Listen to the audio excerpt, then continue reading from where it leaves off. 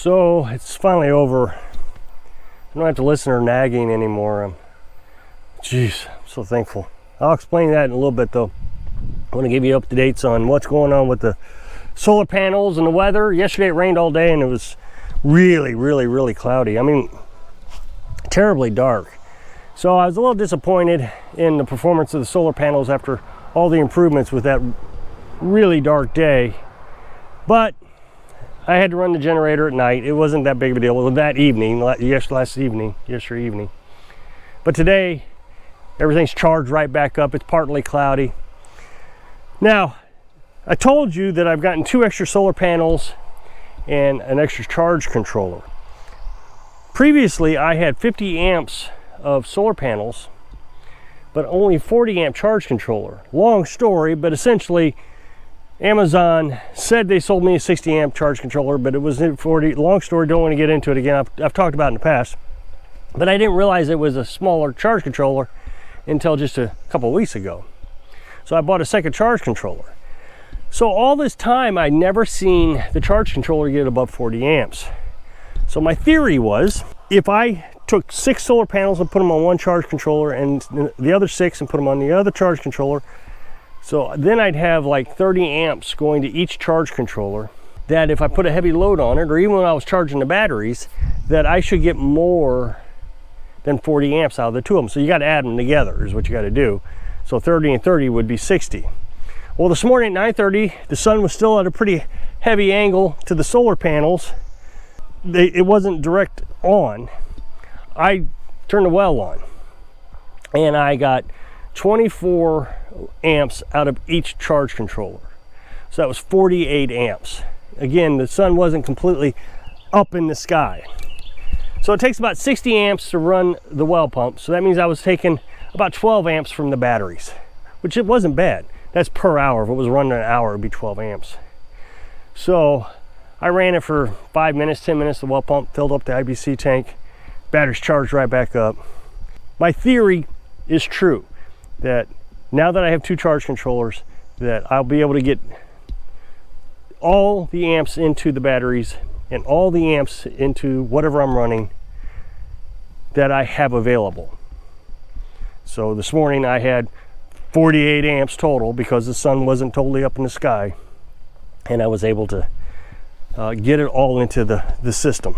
That proves my theory, and everything's gonna work out. Now, the other goal is I got to get my batteries in better shape. Right now, they're just wired very badly. We lived in the truck camper. So when we moved on the property, we took the truck camper, put it on the ground.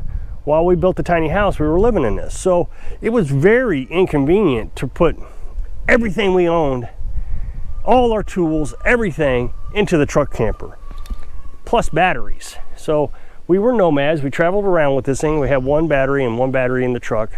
When we got here, we had to expand our system pretty quickly, so we had to get another battery. I don't remember how many batteries we got, but we got multiple batteries. Well, there was just no place to put them. So I wired them up very poorly.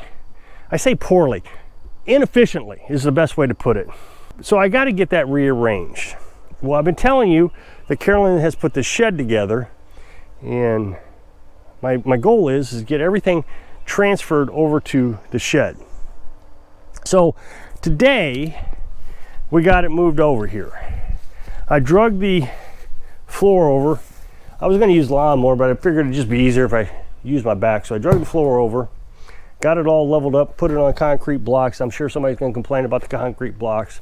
Now, the way I handled the truck camper so it won't blow over in heavy winds, remember, we're surrounded by trees, so the winds really never get that bad.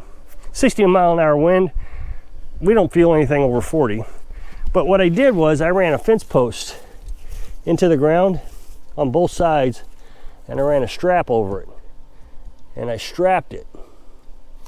Well, I'm going to do the same thing with this. I'm going to just strap it to the ground, and then we're going to put a white tarp over it, which we have a white tarp on top of the camper now. We'll just take that one off and we'll put it on top of here. That'll keep it cooler, and all the blowing rain that could blow into it should keep it from blowing in. Now, one of the things we saw this morning when we were moving it was condensation.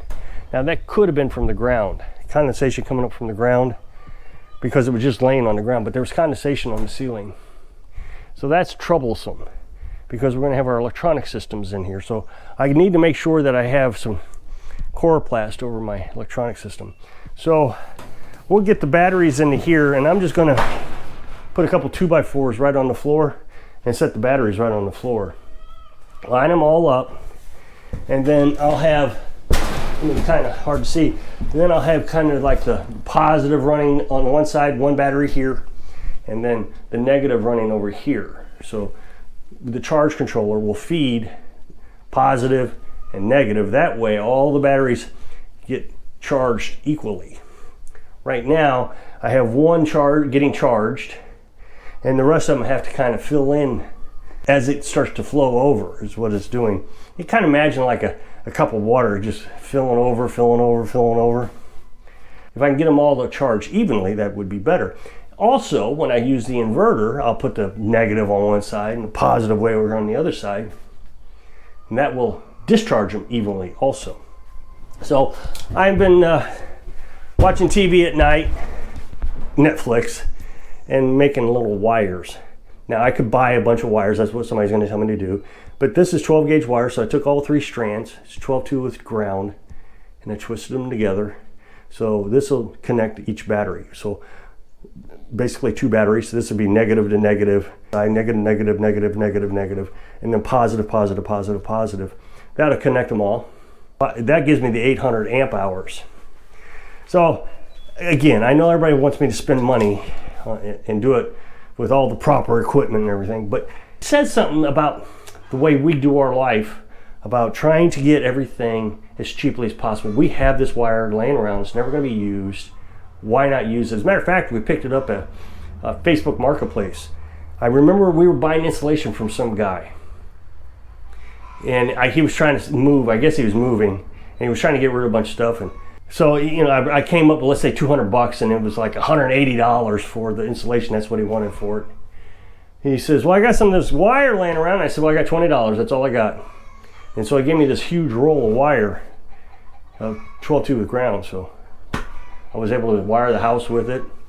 And now I got a bunch of it left over, and I'm just going to use it for the solar panels. It's not stranded wire. We talked about that the other day. It's not stranded wire. But if you Google it, you don't necessarily need stranded wire. Well, this will leave quite a bit of storage area left over. We're not sure what we're going to use it for. I have no idea what we're going to use it for. But she really wanted this bad. She put this all together by herself. I made the floor, but she put it all together by herself. I did very little. Not enough to remember what I did. I mean, I know I came down a couple times and did something or another that she needed help with, but she put this all together herself. So it's got doors, but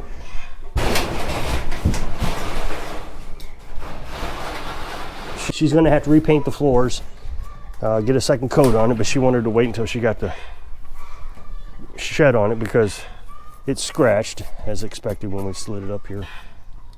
I thought I'd be smart this morning, and I grabbed the little wagon. Those have been with me since the very beginning will remember this old wagon. We carried all our firewood from the woods, all 8 cords, using this little wagon. Well, I haven't used it since that second year. So, well, I'll drag that up and we'll set one side on it, and I can lift one side by my hands and Carolyn can pull this. I took the gates off, drug it down from the wood pile, never really looked at it. I mean, I'm always cautious of snakes, so I looked to see if there was any snakes laying around on it. There was a piece of firewood that had fallen down into it. I took that out. I didn't see anything. Got it down here, lifted the shed onto it, and there was a copperhead slithering away. My goodness, he could have bit me 3 times before I'd ever saw him. And I look all the time. So we gave up on that idea, and we kind of manhandled it over here. So now the solar panels look better. The camper will be moved once we get the batteries taken out. We'll take the camper down, we'll just tear it apart. Carolyn wants to use all the 2x2s and save those. And the rest of it, people keep asking me, am I going to take the insulation and put it in there? I can try to take the insulation out. Some of it will come out pretty easily, but some of it was glued in here. And I don't know if we're going to be able to get that glue off, but some of it has just fallen down over the years, like this piece here. So we might be able to save some of it and put it in there, but I don't know how much we'll be able to save. So we'll get it all organized and it'll be so much better. I know people seem to think that I should do it all at once, get everything done right now, get the yard cleaned up. Well, as you know, when I moved down here, the yard was an absolute disaster. And it's 80% better than it used to be. And people hate this camper. They just can't stand, it's an eyesore, you know, on YouTube. And I suppose that it hurts my channel. People think I live in a junkyard, but they don't look at the whole picture. They don't look at the dream. They don't look at it and say, hey, this place was $4,500 with a well and a trailer frame that he could build a tiny house on. And let's see how he progresses and how he gets along so I can do the same thing. Instead, they want to see these fancy YouTubers, they're half naked, you know, they're in their 20s. Somehow their mom and dad have got a bunch of money, bought them a piece of property, and they go there once a week and pretend they live off grid. That's what they want to see. They don't want to see the reality. This is the reality. You know, you buy a shed a few years after you get the tiny house built and get solar panels laid out, and chickens, Carolyn's son came over, got the camper set up. You just do it one step by one step. Some people see that. Others just refuse to see it and think it's just a garbage pit. Then you have these others who want to take the beauty away. Yeah, that's just terrible. You want to get all those out of there, clean that up, burn that down in the wintertime. Of course, we could just leave it. I think it's beautiful. I think the woods and the greenery is fantastic. So I guess it's just preference. So if you want to watch naked 20-year-olds pretending to live off grid, I guess that's what you can do.